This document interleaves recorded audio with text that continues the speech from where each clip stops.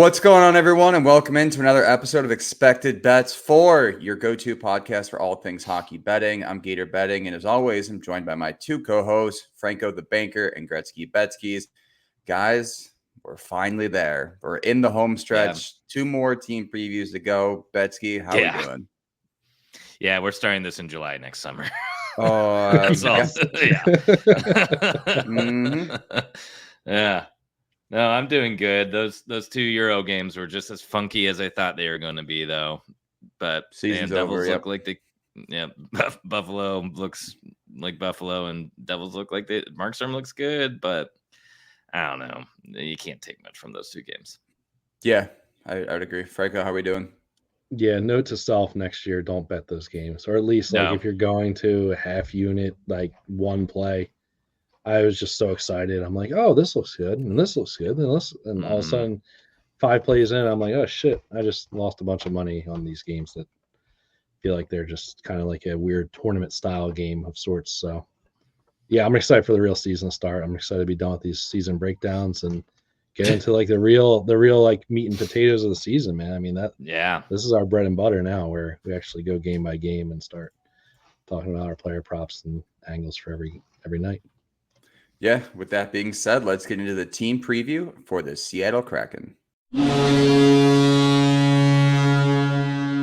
Into the team preview for the Seattle Kraken here. Big news for the Kraken. We'll just start there in terms of the head coaching position. Dan Bylsma takes over. He was named coach on May 28th, replacing Hackstall. Bylsma does have some Stanley Cup experience and postseason experience with the Pittsburgh Penguins back in 2009 when he won it with them. He was also 2 seasons with Buffalo and an assistant coach in Detroit. Franco, besides that, they made some interesting offseason additions. Brandon Montour signs a 7x7.14 deal. Chandler Stevenson joins the squad from Vegas. And Josh Mahura. Yeah. Is that how you? Yep. Wow, we're getting better here. It's the names are finally starting to click as we end. But I'll start right off the back here with you, Franco. What are your thoughts on this initial roster? It feels like they're going to be kind of in that spot where they may be competing for a playoff division or a playoff appearance. Excuse me. Yeah, they're right on the fringe there, I think, of this division. Montour 7-year contract is not going to look good in a couple of years, I would say. Both him and Stevenson are 30, which means they're, on the back turn of their, career, so to speak. Stevenson in particular has kind of had a little bit of injury concern the last few years, I would say. So at least his contract's only 4 years.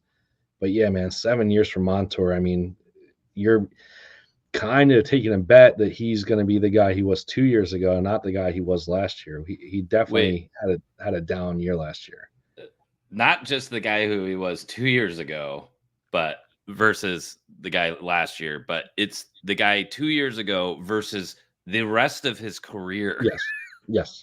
That's what I was going to get into. I mean, he hasn't done what he did that 1 year ever, right?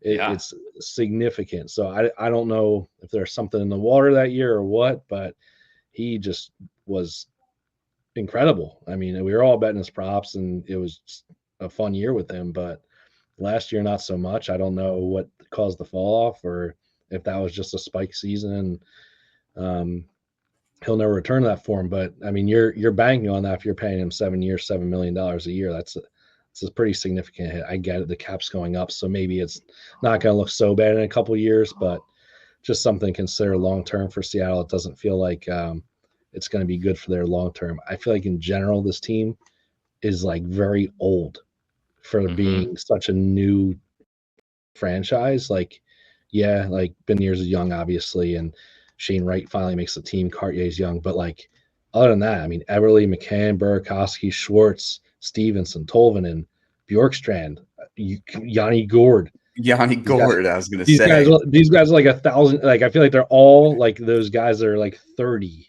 right? So like, what is this team going to look like in 2 or 3 years? I feel like none of these guys are going to be there. So it's just something weird to consider when you're signing Montour 7 years. But I mean, as of right now, like I kind of like it, right? Like he'll be on the second pair. Dunn and Larson will hold down the first pair. We know Dunn, when he plays and he's healthy, he's a pretty damn good player, very like underrated, I would say. Yeah, I agree. Especially in our player prop market. Like he's a guy you can get his point prop bettable very often. So, yeah, I know. I get it. Like this team isn't the most exciting. It feels like there's a bunch of guys that are probably like second or third liners at best on most teams. But, I think they can at least put up a fight this year. And I think, at least for the short term, those two additions feel pretty decent. Yeah. Kind of going opposite of what Franco was talking about with this roster getting up there in age. It is this young core of, if you want to call it a young core of Beniers, who won the Calder, 2 years ago, had a slot, kind of a sophomore slump last year. He put up 57 in his first year and then finished with 37 last year.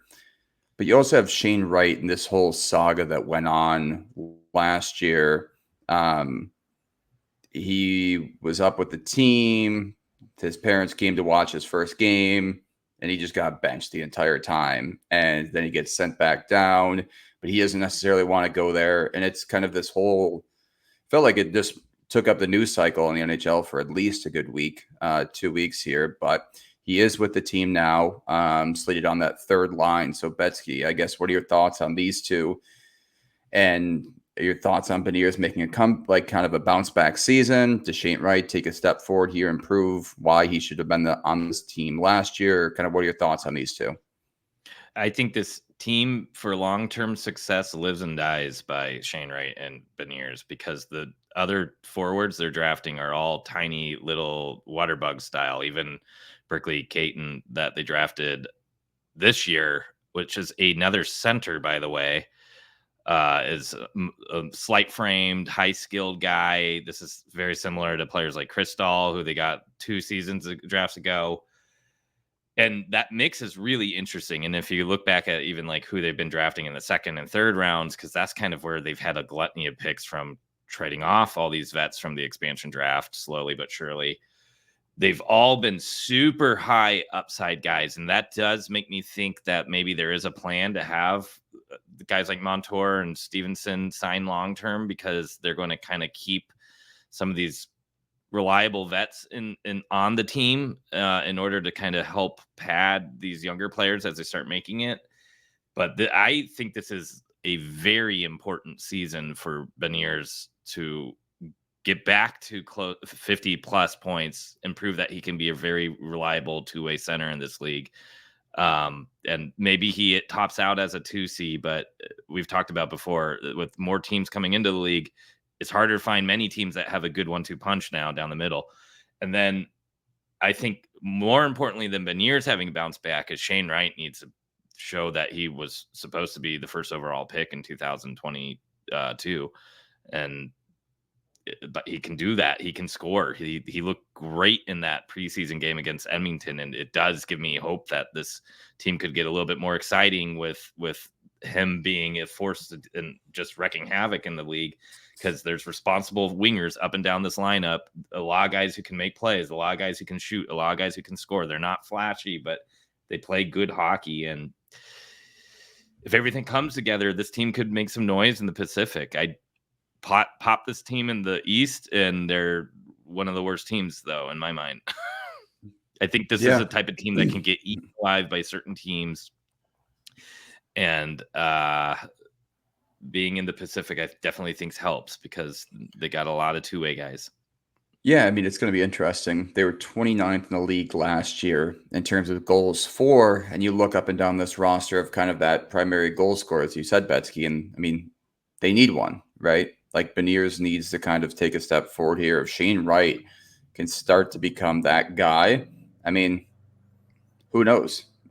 This team could get dangerous. They have some pretty good defensive, they have a pretty good defensive core, Their goaltenders aren't half bad, but I think that's kind of the biggest thing is, can they compete offensively?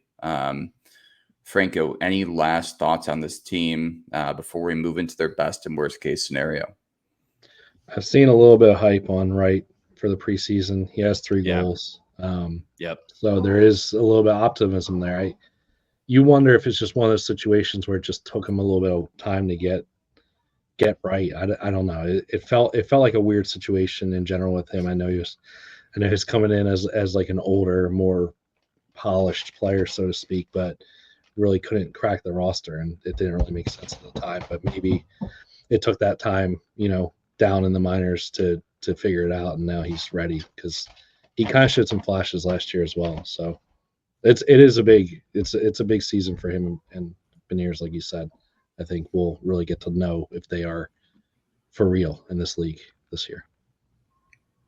Yeah, you got to sell that shirt. Get right, and it's just a picture of Shane on it, or something along those lines. We'll have to talk to the marketing department over there. Oh yeah. All right. Before we get into the best and worst case scenario for the Seattle Kraken, I'd like to talk to you about our wonderful sponsor, BetterHelp. This episode of Expected Bets 4 is brought to you by BetterHelp. Have you ever stopped to think about something new you'd love to learn? As adults, we don't always make the time to learn we used to when we were kids. Kids are constantly exploring and growing, but somewhere along the way, life gets busy and we lose some of that curiosity. What's something you've been wanting to dive into? Maybe it's cooking, picking up a new language, or even figure out your golf game to finally beat your new friend. Just because we're older doesn't mean we have to stop growing. In fact, therapy can help you reconnect with that sense of wonder. It reminds you that your back-to-school moment can happen at any time. Therapy is not just for people who have gone through something major. It's for anyone looking to be the best version of themselves. Therapy can help you learn positive ways to cope with stress, set healthy boundaries, and tackle challenges with more confidence. It's really about giving yourself the tools to thrive and grow, no matter what stage of life you're in. If you're thinking of starting therapy, give BetterHelp a try. It's entirely online, designed to be convenient, flexible, and suited to your schedule. Just fill out a brief questionnaire and get matched with a licensed therapist and switch therapists anytime for no additional charge. Rediscover your curiosity with BetterHelp. Visit betterhelp.com/THPN today to get 10% off your first month. That's BetterHelp, HELP.com/THPN. Now back to the show. Getting into the best and worst case scenario for the Seattle Kraken, Betsky, you had talked about it too. This team in the West is certainly capable of making the playoffs. Their point totals at 87.5. They're plus 170 to make the postseason. But it feels like that's kind of the first step of their best case scenario, in addition with Beniers and Wright kind of advancing as players. And I don't know where else you go from there, right? Because you still have this aging roster. You're not necessarily bringing in new players, like a ton of new players next year either. So it's kind of a weird spot for where this team goes, not just this year, but in 3 years and 5 years, right? Yeah. Honestly, my best case scenario for this team is that they stink. They get terrible goaltending. They get a bad injury on a vet, and they lose a bunch of games, get a top 5 pick, and actually draft a defenseman, which they should have done last season, because look at that blue line. Everybody's 27 and up, and start figuring out what this team is going to look like around players like Beniers and Wright. Because, man, oh, man, like, I just don't know what this is going to look like once all these guys age out. But we'll do it as we've been doing it throughout the series. And best case scenario for the fans and people that want to see Seattle have success is that they eclipse that 87.5 point total, make the playoffs, maybe win in the first round and shock once again, and beat someone like Colorado or Edmonton, and just completely spoil everybody else's fun, because we want to see the fun teams play in the playoffs. And then they lose in the second round to Dallas. Like, it's probably the best case if you're like really rooting for this team to do well. I mean, reasonably. And because LA is, we talked about it on the LA episode, lost Doughty for nobody knows how long, months. You look up and down that lineup, and I honestly think this team looks better. I think there's a little bit less high-end skill right now, as in, LA has Fiala, Byfield, Kopitar, Kempe. See, I'm running out. Kempe. Yeah. Jeez, yeah, that's a big one though. But I look at this team and I like the blue line more. I borderline like the goaltending more. Absolutely. Yeah, Not even. that's not a question. Yep. and you still have the same potential. Like Shane Wright has the same potential as Quentin Byfield to be a X factor in the league, and you could maybe make that argument that Beniers is around that too, but at least in the Denault territory of impact as a center. So I don't know. I think those teams look pretty damn similar to me. If you're going to try to make equal parts on which team has pros and cons. So yeah, I think you're fine for the last playoff spot, sneak in the playoffs, make some noise in the first round, and that's the best case scenario for a true Kraken fan. Yeah, no, I would certainly agree. I mean, you look at your top three here: Edmonton, Vancouver, Vegas. Kind of seems like those are all settled up. You could maybe even argue you just have your top two kind of settled with Edmonton and Vancouver, and then Vegas falls into that second tier along with LA, Seattle. And you go from there, and you're like, this division could get interesting real quick. Franco, in terms of a worst case, they missed the playoffs for the second straight year, and Wright and Beniers don't contribute offensively. And like the roster just this already old roster ages another year with nothing happening. Yeah, and they don't move anybody at the trade deadline because they never do. Yep. Yeah, that's a big one. I mean, I feel like they have these are a lot of names that could return something. If they are looking like a team that's not going to make it, they should get aggressive. And, you know, a lot of these guys have like 2 or 3 years of control left. So, and yeah, they're not the flashiest names, but I think a team would take a guy like Jordan Eberle or Burakovsky. They're the type of guys that have played in the playoffs before and are good veteran players to add to your winger depth if you need it. So yeah, we'll see. I think worst case, I mean, it's really like you guys said, the development of the young guys. If we don't see Beniers take a step back to the way he was and puts up 30 points again, you're going to start to be kind of worried here. I tend to think that last year was just that sort of sophomore slump, and I think he should return to it. But I mean, we don't know. You know, that you're going to have a change in coaching, change in system, all that kind of stuff, and he might slump again because it's a whole new situation that he's being put in this year. Same for Wright. I mean, he's coming up. Who knows what's going to happen there? You know, we haven't seen him for a full season yet. So I think that's your worry. And even on top of that, just to compound it, would be like Montour just not being productive again, right? Like he's done well in the preseason as well, but like if he does what he like worse than last year, like he was on a very good Florida team last year and he wasn't super productive, right? He had a down season from that one from 2 years ago. Say he goes even below last year, you're going to be looking at that 7-year contract and being like, oh man, I don't know what to think about that. So I think that's your worst case there is those three pieces not showing up. Yeah. Yeah, no, I would agree. But it's interesting, right? Like this roster is on the older side. But again, there's really they're not Stanley Cup contenders by any means. Yeah. Right? I agree with that. Like, so what are you really doing with this roster? Why not just kind of look towards a rebuild instead of just being in this kind of mediocrity purgatory that they're in, right? Like just you're hoping to make the playoffs. This is the question I always pose to you guys, right? Because like as much as we joke about our teams, right? The Flyers have at least been in the playoffs relatively recently. It wasn't that long ago. It was like 4 years ago, right? But like it felt like there was a long stretch, at least for the Flyers, for me as a fan, where they were like always in the playoffs, but like I never felt good about them doing anything in the playoffs. Like they were good enough to make it every year.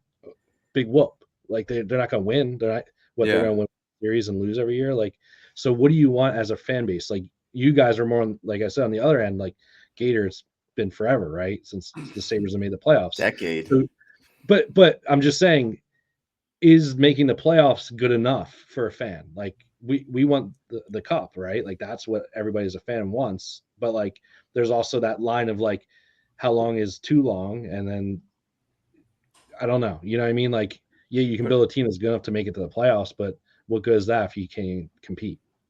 Right? I mean, these new expansion teams have been fucking spoiled, right? No, I know. Like I know. like Yeah, Vegas has had they all success immediately. They win a cup within their first 5 years. Seattle just missed the playoffs last year, but went to the year before. But yeah, no, I agree. It's like if you're doing that, but I don't get what the goal of Seattle is this year, right? Like not good enough to win a Stanley Cup. They're surrounding their young talent with a little bit of like veteran presence, but again, what's the goal here? Yeah, it doesn't feel like there's a long-term plan because all these vets just block any of the young guys that Betsky was talking about that they've drafted over the last 3 years or whatever. Like Right. they're not they're not coming up because there's no room for them. I think that was the problem with Shane Wright as well. Like maybe it wasn't just development, it was the roadblock in front of them. So I don't know. Again, it's that medium of like what do you want as a fan? Like is making the playoffs enough, or would you rather go for a rebuild? I don't know. It's hard. Yeah, I don't know. It's like you put out a competitive team, right? But they have no chance of winning a Stanley Cup. Yeah, tough. I don't get it. But like I said, man, that's what the Flyers were for like so long. It felt like because we never had goaltending, so it was just always like, yeah, okay, cool. We can get like a round, maybe two if we're lucky, but there's no way we're gonna go. Oh, we have Michael Leighton as our starter. That's gonna work. Yeah. I mean, I don't know. Just something to consider. It's like it's that weird zone that we're kind of all of our teams are in right now. Of like, would it be enough just to make the playoffs for us? Fortunately, yes, for all of us, yeah, right? I was going to say, yeah, I would like a taste of the playoffs.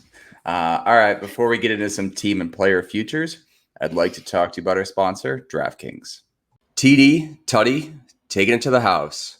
Whatever you call a touchdown, they matter more at DraftKings Sportsbook, an official sportsbook partner of the NFL. Ready to place your first NFL bet? Try betting on something simple like a player to score a touchdown. The NFL season is back in full swing, and who doesn't love rooting for a touchdown? So be sure to check out the latest odds at DraftKings Sportsbook. Ready to do a touchdown dance of your own? Score big with DraftKings Sportsbook, the #1 place to bet touchdowns. Download the DraftKings Sportsbook app and use code THPN. That's code THPN for new customers to get $250 in bonus bets when you bet just $5 and get 1 month of NFL Plus Premium. Only at DraftKings. The crown is yours. Gambling problem? Call 1-800-GAMBLER. In New York, call 877-8-HOPE-NY or text HOPE-NY 467-369. In Connecticut, help is available for problem gambling. Call 888-789-7777 or visit ccpg.org. Please play responsibly. On behalf of Boot Hill Casino and Resort in Kansas, 21 and over. Age and eligibility varies by jurisdiction. Void in New Hampshire, Oregon, and Ontario. Bonus bets expire 168 hours after issuance. For additional terms and responsible gaming resources, see dkng.co/ftball. NFL Plus Premium offer available only to new and former NFL Plus subscribers. Additional NFL Plus Premium terms at nfl.com/terms. All right, getting into some team futures for the Seattle Kraken. Their regular season points total is set at 87.5. They're plus 170 to make the postseason, 22-1 to win the division, 28-1 to win the conference, and 55-1 to win the Stanley Cup. Betsky, I got nothing here. I got absolutely nothing. So, do you have anything? Yeah. No, not really. I don't love that point total because a lot could go wrong pretty easily on this team, right? And to make the playoffs is probably the one I would be most willing to take here. But again, I think those bottom two wild card spots, like most likely the wild card spots are up to the big mushy middle of teams of Utah, Winnipeg, LA,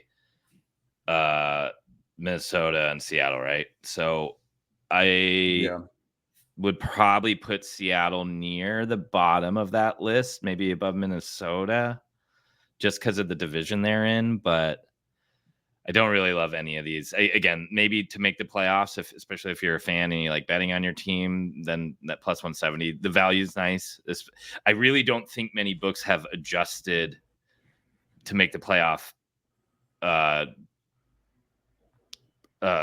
odds since the LA news. It doesn't seem like they're respecting what has happened much. So I think there is opportunity if you like one of those more other teams in LA to make it.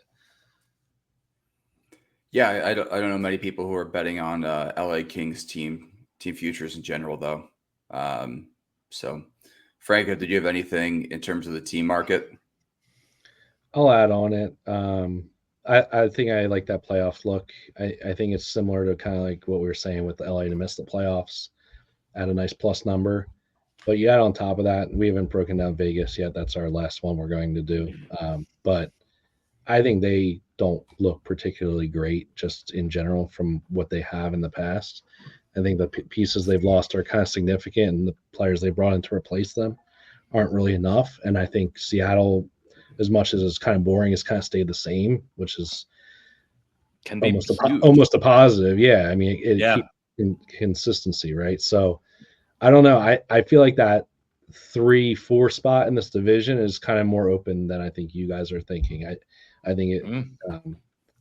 I think Edmonton and Vancouver are good, like up at the top, but I think 3-4 are kind of open in general. So I think there's more than just one spot that this team could potentially get if especially if Mark Stone goes out, man. Like I feel like he goes out every year, like or Eichel, like one or two pieces missing from that team. I know we can talk about this with every team, but it feels like way more significant with that team, and it likely too as well. Yeah, it impacts more teams more heavily than others, I think. I mean, tell me which two players from Utah going down would completely change their season. It's hard to say. I mean, Keller obviously would hurt them, but then there's enough young kids coming up too that maybe they make it up. Ingram like obviously. both goalies. Yeah, both goalies go down. Sure, but like Edmonton, I would even argue if McDavid went out, the most important player for a long stretch, you have still one of the best players in the world and difference maker and Draisaitl that can step up. And looking at Seattle, it's kind of similar. Like if McCann went out, who's their highest goal scorer, are you that concerned about them all of a sudden losing the playoffs? I'm more concerned about that Doughty injury. Yeah.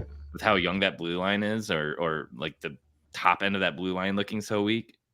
I think Dunn would be their biggest one, and honestly, he missed a lot of last year, and I think that had a lot to do with how bad they were for that stretch. So, I mean, I know we're looking back at them with kind of in like a grand scale view of like, yeah, they missed the playoffs, they weren't that good last year, but like that guy missed a lot of time, and I really think he's kind of their engine, so to speak, on the back end, and just their play driving player. So if he's healthy, I mean, if they lose him, they could be really screwed. But again, unless Montour steps up. Yeah, that's true. At least they have a piece to fill in for him now. Yeah, that's true. Yeah.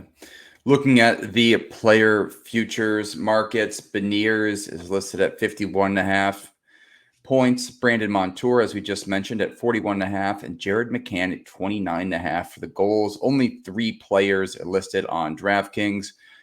Franco, I'll throw it back to you. Any of these player futures jump out?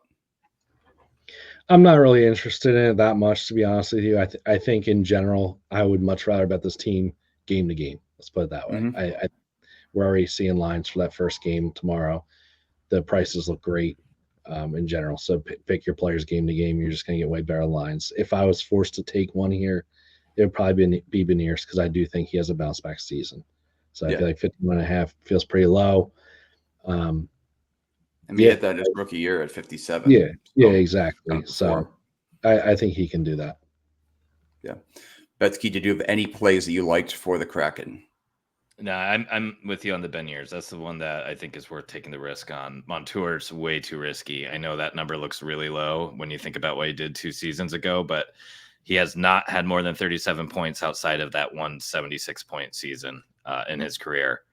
No, wait, there may be one. I may not be combining the 2 teams he played on in one, but it wasn't much more than like 43. But I could still be off there.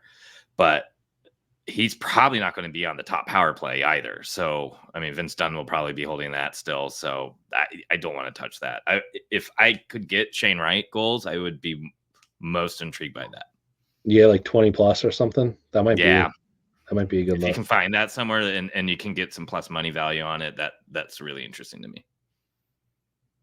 Yeah, I just looked at that first power play unit for Seattle, and Montour is not on it. I believe Beniers, Bjorkstrand, McCann, and Dunn. So yeah, Wow. at 41.5, it seems so low, right? Based on kind of a recency bias, I'd say. But looking at the grand scheme of things, it's not really worth it. All right, before we wrap up here, any last thoughts on the Seattle Kraken? Again, this team should be contending for the postseason, you hope, but it's going to be interesting to see where they go, not only next year, but the next 5 to 6 years, especially with those 2 contracts that they just signed this offseason. So, Betsky, any last thoughts? Yeah, I think you gotta hope that they got it right. Right. And with right. Right. Perfect. Yeah. I think that sums it up. All right. I want to thank everyone for listening to this episode of Expected Bets 4. Be sure to check us out on all of our social media on YouTube, Instagram, and Twitter. We also would like to thank our sponsors, BetterHelp and DraftKings.